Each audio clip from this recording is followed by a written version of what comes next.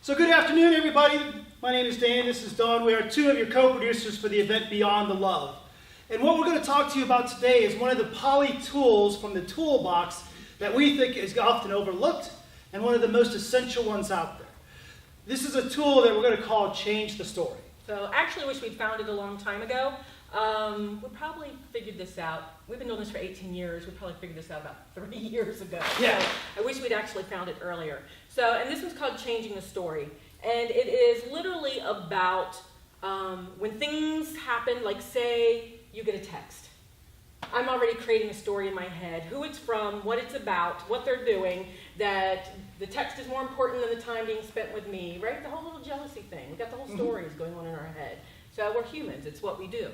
So this started for us the very first time one of my other partners went to a different state with her new boyfriend, and here's what she gave me. The information she gave me was me and C, we'll call him C, we went to go look at an old cemetery. It started to rain, so we left. That's the actual information she gave me.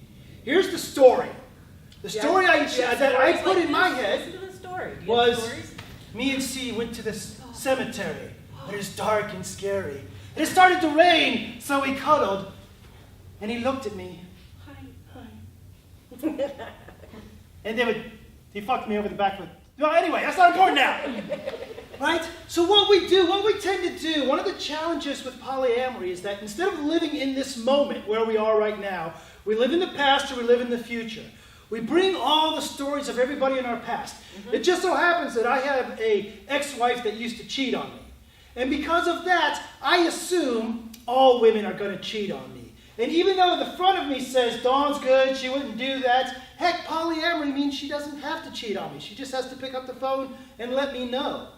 Part of that past that I bring with me is, but all women are bad, right? That kind of story that you bring with you into the current reality that you have. Right. And then it gives you a fear of the future and what can happen. So we're not living in the present.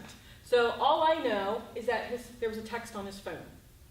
I don't even know that it's one of my metamors, right? One of his partners. I don't even know. It could be K&K, who we were talking to earlier this morning, right? It could be anybody. So what I have to do is to learn to change that story in my head with the information that I have, right? The information I have is, there's a text.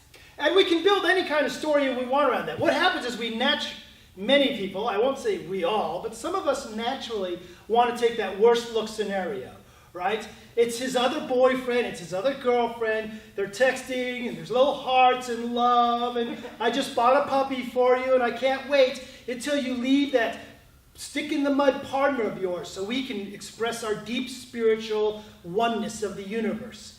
That's what and really what it says, it's actually, what you doing for dinner? Right? But I build this whole story around it. Now, since I know I do that, I can modify that story. I can choose to say, you know what? I bet that's the boyfriend saying, I miss you. And that's actually kind of nice. I like it when Dawn's partner says, I miss you, kind of, sometimes. Right? Are they saying kind of sometimes, or you like it kind of sometimes? I'm plugging that part in. Okay.